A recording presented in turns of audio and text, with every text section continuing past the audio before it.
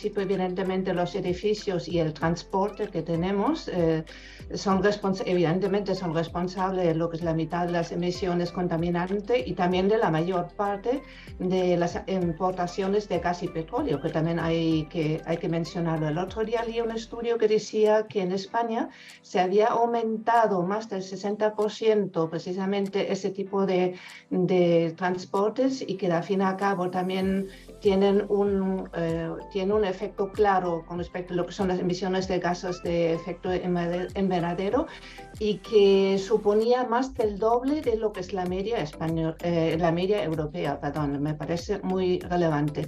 Y luego, evidentemente, hay que tener en cuenta, y esto también es importante para nuestros pacientes, todo lo que es el consumo en cuanto a refrigeración, es decir, que sobre todo ahora con estas temperaturas que tenemos, y también, por supuesto, en el invierno lo que se tema calefacción, porque nuestros pacientes en este caso necesitan unas temperaturas estables, entonces tienen que estar controlados también. ¿Cuáles son las personas que más afectados están por lo que es la contaminación? Por supuesto, lo que son las personas más vulnerables, que son las personas mayores, los niños y lo que son los pacientes crónicos, sobre todo lo que es la comunidad respiratoria. Hay que tener en cuenta que nosotros respiramos 2.800 veces por día y con cada inspiración de alguna forma no solamente inspiramos oxígeno o nitrógeno gaseoso, sino también nuestros pulmones inhalan todo tipo de sustancias y partículas que están en el aire y que están causados por contaminación de automóviles, de la industria o de construcción y todas las fuentes que están de alguna forma relacionadas con lo que es la actividad humana. De hecho, y esto creo que es también bastante relevante, la prevalencia de las enfermedades respiratorias, sobre todo la rinoconjuntivitis, que es la alergia, yo también soy paciente alérgico, el asma y lo que es la enfermedad pulmonar obstructiva crónica, la EPOC, han aumentado muchísimo en los últimos 50 años y mucha gente lo relaciona directamente con las modificaciones ambientales a los que hemos estado expuestos en las últimas décadas.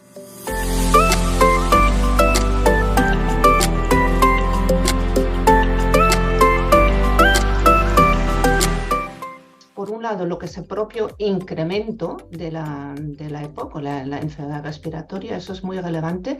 Es más, cada vez hay más expertos que dicen que no solamente se ha incrementado, sino todo lo que es la contaminación atmosférica puede producir o puede causar que realmente pacientes o personas tengan EPOC. Eso por un lado, y por otro lado, evidentemente hay que mencionar que los síntomas de nuestros pacientes, lo que es la disnea, la aspiración en sí y demás, también empeora de forma drástica. Es decir, que nosotros hablamos de exacerbaciones. Exacerbaciones son agudizaciones que desgraciadamente nuestros pacientes más vulnerables tienen como una media 2 veces al año, que muchas veces implica también hospitalización. Entonces hay muchos estudios que relacionan directamente todo lo que es el tema del cambio climático y lo que es la contaminación atmosférica con mayores hospitalizaciones, incluso con mayor mortalidad. Esto es muy importante.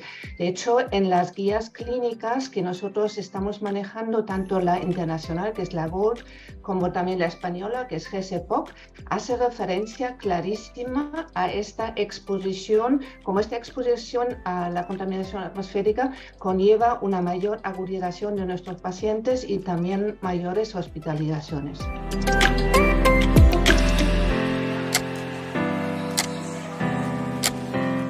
Que no. A ver, hemos llevado a cabo conjuntamente con ECODES estudios, hemos preguntado a nuestros pacientes, a familiares y también a los profesionales sanitarios hasta qué punto son conscientes que realmente la contaminación atmosférica y el cambio climático afecta directamente a la comunidad respiratoria, y afortunadamente casi el 80% ha dicho que sí, vaya, que son conscientes, pero eso no quiere decir que estén informados. Hay que tener en cuenta que sobre todo el concepto de cambio climático es un concepto muy complejo, ¿no? Entonces, esto hay que explicarlo un poco más, tanto al paciente como al familiar, como también al propio profesional sanitario, ¿no? Hay que decirles que porque realmente el sector sanitario tiene que asumir esta responsabilidad medioambiental, porque no solamente es por el tema de la propia salud en sí de nuestros pacientes, sino hay que tener en cuenta también que nuestros pacientes son inductores, es decir, que nuestros pacientes necesitan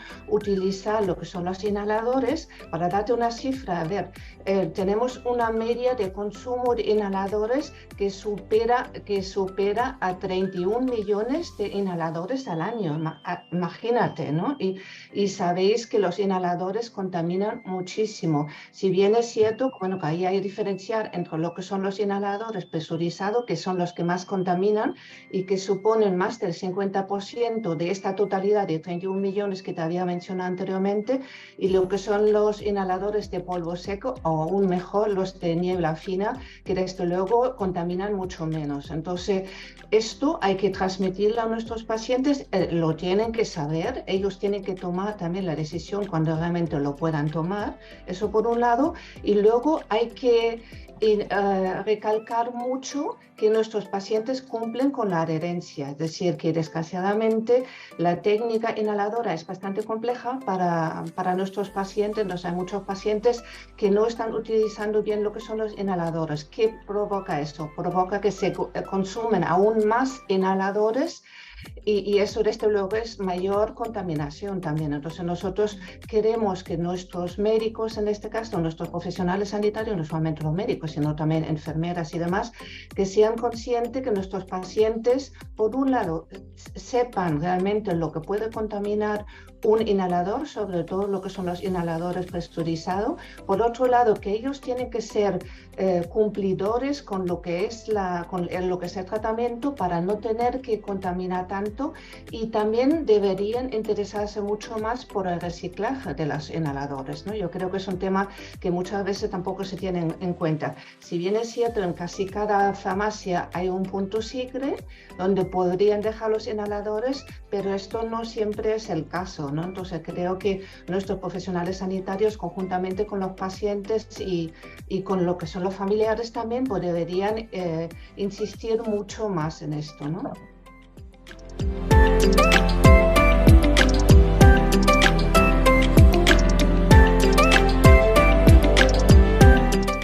En absoluto, ¿no? Un estudio que publicó la Organización Mundial de Salud en el 2019 decía que el 99% de la población mundial que vivía en lugares donde no se respetaban precisamente estos directrices sobre la calidad del aire.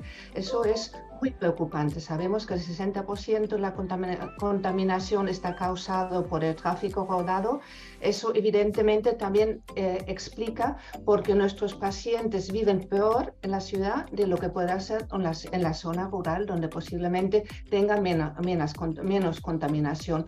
Un tema muy interesante, importante, creo, es que debería haber mucho más avisos en las ciudades donde se le diga realmente a nuestra comunidad respiratoria cuando hay un aviso de alerta y cuando ellos deberían tener mucho cuidado a la hora de salir. Yo creo que esto es algo que desgraciadamente no en todas las ciudades lo hay. Y luego otro tema que te quería comentar también, que creo que es súper relevante y que no siempre se tiene en cuenta, es que es tan importante la contaminación atmosférica exterior como la interior también.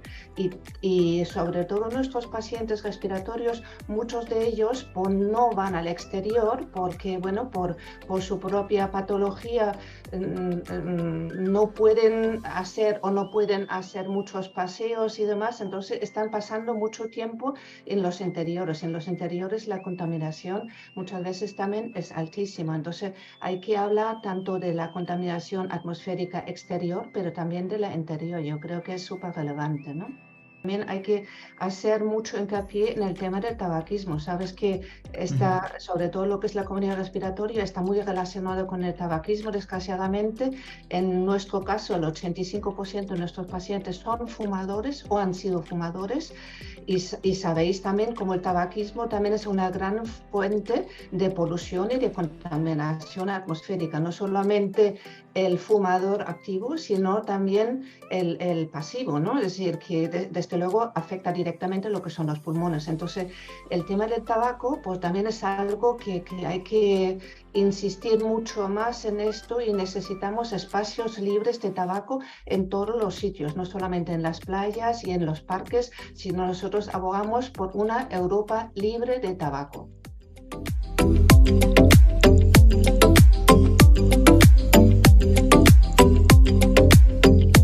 Hay que cambiar los hábitos, ¿no? Yo creo que eso es muy relevante, incluso para nuestros pacientes también. Así que antes hablábamos un poco de la herencia, de los inhaladores y demás. Esto es súper importante. Hay que explicarle qué tipo de inhaladores son menos contaminantes y por qué lo son y demás. Pero luego también, volviendo un poco a lo que es el tema del hábito, es importante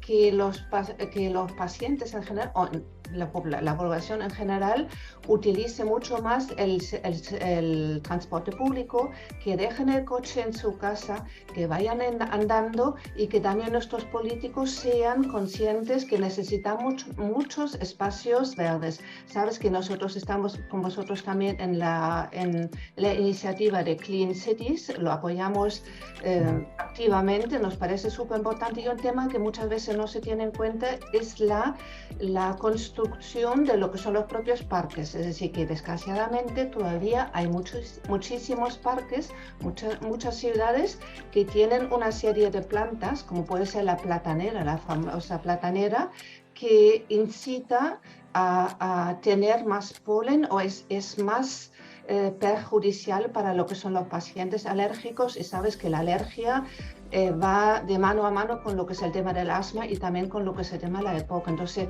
pedimos también en este caso a lo que son las propias instituciones que tengan en cuenta cuando hagan los parques, no solamente que crean muchos espacios libres, sino que tengan en cuenta también qué tipo de árboles o de plantas están plantando, ¿no? Y bueno, que sabes también, hablando un poco de lo que es la alergia, que por el tema de la contaminación atmosférica también está incrementándose lo que es el polen en el aire, y cada vez se está moviendo. Entonces, son conceptos que pocas veces se habla y no se le da importancia, y tiene una relevancia impresionante, ¿no? Entonces, necesitamos el trabajo en equipo conjuntamente con nuestros decisores políticos para cambiar nuestras ciudades. Tienen que ser unas ciudades mucho más compactos, mucho más espacios verdes, con mucho más servicio público, con menos calles para que haya menos contaminación, con más implicación o más concienciación también por parte de la propia sociedad, la bicicleta, utilizar la bicicleta y demás. Luego también el tema de la energía, súper importante, la energía solar, aprovecharlo mucho más, es decir, dar este apoyo para que también las casas lo puedan tener. No sé, que hay muchas actividades que se mencionan también por parte de lo que es la OMS al respecto, y que deberíamos tener en cuenta, y que no se está haciendo porque las personas no son suficientemente conscientes de lo que es esta responsabilidad que deberían asumir, ¿no? OMS, dentro de lo que es su unidad sobre calidad de aire y de salud, trabaja en diferentes ámbitos transversales, y siempre hablan de conocimiento, de evidencias, de medición de los progresos. Eso es importante también, porque incluso, volviendo un poco a lo que es el tema respiratorio, se ha podido comprobar cuando la contaminación atmosférica se reduce, también se reduce lo que es la enfermedad respiratoria, y eso es muy importante, ¿no?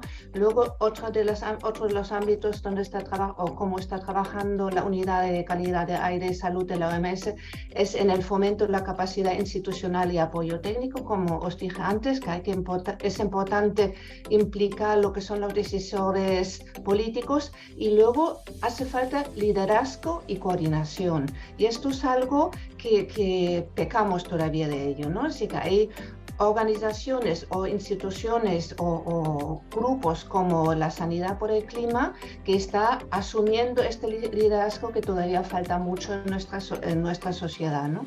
Y bueno, pues sabéis que nosotros estamos con vosotros en absolutamente todo lo que podemos hacer y es importante estar de la mano de gente como vosotros, de EcoDes, de la Fundación de Ecología y Desarrollo para crear o para realmente fomentar este liderazgo, ¿no? Y concienciar a la sociedad que tenemos que cambiar y que tenemos que asumir nuestra responsabilidad. Un poco en la misma línea que te comentaba anteriormente, ¿no? Nosotros nos hacemos eco de todos los o de la mayoría de los estudios que se están publicando, sí que intentamos transmitir esta información novedosa, nueva, no solamente a nuestros pacientes y a nuestros familiares, sino incluso también a nuestros asesores médicos o profesionales sanitarios que nos rodean. De hecho, tenemos un propio asesor medioambiental, que es médico, que es neumólogo también, que colabora con nosotros en estas ocasiones y luego pues, participamos en cualquier tipo de actividad, tanto presencial como telemática y desde luego, bueno, para cualquier cosa que nos necesitáis, pues vamos con vosotros al ministerio y demás, porque hay que tener en cuenta que nuestra comunidad, en el caso de la EPOC, nosotros representamos a más de 3 millones de pacientes con EPOC, así que realmente es un grupo relevante y creo que podemos hacer mucha fuerza si actuamos en equipo, ¿no? Si actuamos todos juntos.